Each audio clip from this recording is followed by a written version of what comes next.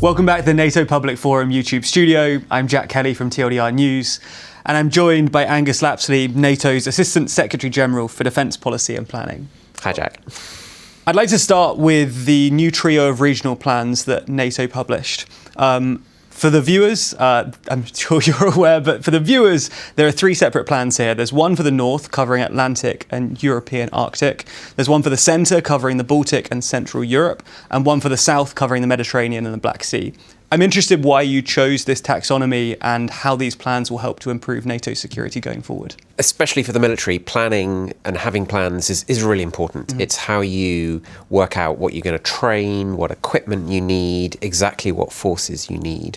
So really having plans, having the process of planning, and then going out and practicing them and rehearsing them, that's how you get yourself ready for conflict if it ever comes.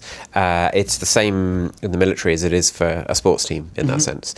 And why do we have those three? Well, it's partly geography. It's just, there's a natural barrier north and south of the Alps, and then Scandinavia and the high north is geographically, it's a really long way from anywhere else in Europe, actually. So geography drives it, but we also have three headquarters. So we have one in Norfolk, Virginia, which covers the Atlantic, because that plan also covers how do you get things across the Atlantic, how do you get reinforcements into Europe, which is just as it was in the First World War and the Second World War is critical. Then we have a headquarters in Brunsum in the Netherlands. They do the middle. And then we have one in Naples, which covers the south.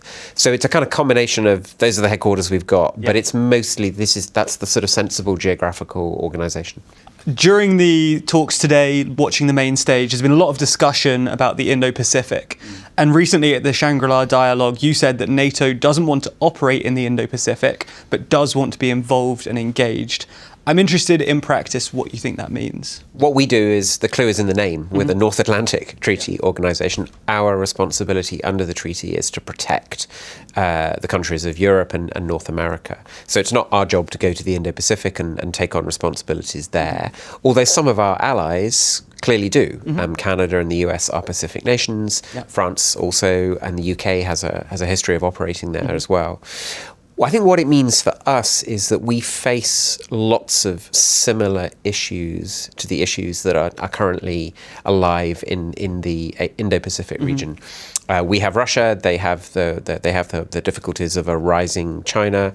They have liberal democracies who are trying to work out what is the right balance of deterrence and defence. What capabilities do they need? How do they deal with changing technology like the proliferation of missiles, long-range missiles that can strike their cities or their deployed fleets? They're dealing with nuclear issues, they're dealing with resilience. So they have a very similar problem set in some ways to us in Europe. So we want to swap notes and we want to talk to each other about it.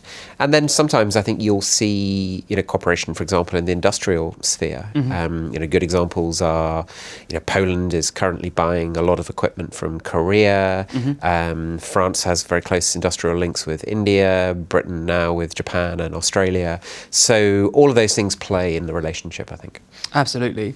Speaking of big talking points on the main stage, just a moment ago you were part of a discussion where you said that the nuclear taboo is as strong today as it's ever been. Now, that's obviously encouraging to hear, but with persistent Russian saber rattling when it comes to nuclear, I'm curious why you think that is the case and whether there's anything that could threaten it in the future. I think we think it's the case because ultimately to use a nuclear weapon would be a tremendous step to take. And all countries who have nuclear weapons have in one way or another expressed the understanding that that's something you'd only do in the most extreme circumstances, when your national survival was on the line. And therefore, to go around saying, well, if you don't do what I want you to do in Ukraine, then I might have to use a nuclear weapon, actually it isn't particularly credible. And it's not credible because it would be such a massive step, even to use a small weapon. And I think at some level that's understood. Doesn't mean we don't take this seriously. As I said, we have to always take these things seriously and analyze them and communicate to the Russians very clearly, as President Biden did last year and as others have done. The consequences of using a nuclear weapon in Ukraine would be severe. But ultimately, I think there's been a lot of saber rattling. It's been deeply irresponsible, but actually deterrence is held and the taboo is held. Absolutely. Now, prior to your role at NATO, you served as the UK's political and security ambassador to the EU. So I'm interested in your thoughts on the EU's developing and more muscular security policy as we head further into the Ukraine conflict. What do you think that member states should be doing, both on the EU and NATO side, to ensure that the EU's security policies complement NATO rather than undermine it?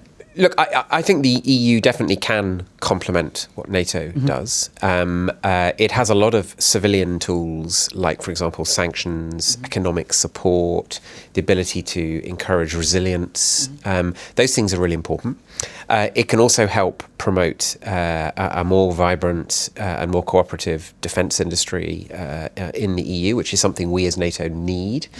And it also has some roles and responsibilities in terms of some of the kind of smaller operations, for example, in Africa and the Middle East, that are really not NATO's main concern. And of course, most of our allies in NATO are European Union member states. So they want to see a complementary role to NATO. I think the things we just always have to kind of keep in mind are you can only really have one organisation responsible for collective defence. You can only really have one set of plans, one set of command and control systems, and that's what NATO does. So that's our responsibility, and I don't think the EU wants to challenge that. I don't see that, but that's really important. I think the other issue, you have to sometimes bear in mind that many of the largest allies in NATO are not in the EU. America, Canada, the UK, Norway, Turkey, and the list goes on. So sometimes you can't simply equate the interests of the EU with the interests of NATO. And then lastly, we are trying to encourage more industrial cooperation across the alliance as a whole. And this isn't unique to the EU, but sometimes promoting cooperation within the EU can be at the expense of promoting cooperation across the alliance. Similar issues sometimes exist with the US as well. It's not just the EU, but we would like, by and large, we'd like to see barriers to cooperation between our industries lowered within the alliance, not going up.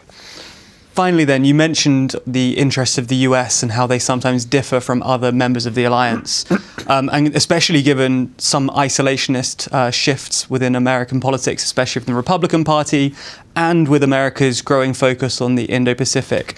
Do you worry about America's commitment to NATO and European security more generally as we head into the future and maybe beyond the Ukraine war? Actually, I don't. I think the historical record of the last 100 years shows that the US is committed to the security of Europe, and its own vital national interests are tied up in the security of Europe. What I see at the moment is a lot of American leadership within the alliance, in particular when it comes to resetting and re-engineering our collective defence. The military leadership that the Americans are showing in NATO at the moment is really impressive. What I think Europeans do have to bear in mind, though, is, as you suggest, America has other responsibilities as well, in particular in the Indo-Pacific. Those are becoming more demanding as China becomes more powerful and more assertive. And so I don't think we can assume that if there are gaps in our deterrence and defence, America will always come and fill them. I think we as Europeans and Canadians as well, we need to step up and fill more of those gaps and shortfalls ourselves. And actually it's the heart of a lot of the plans, particularly the capability plans that we're adopting in NATO at the moment. It's about saying, right, it's very clear this is what we need to step up and fill. If we do that, I think in particular if we do that, I'm absolutely confident the US will always be by our sides at the heart of NATO. It's encouraging stuff. Thank you so much for your insight and for your time, Mr. Lapsley. Very good to meet you, Jack.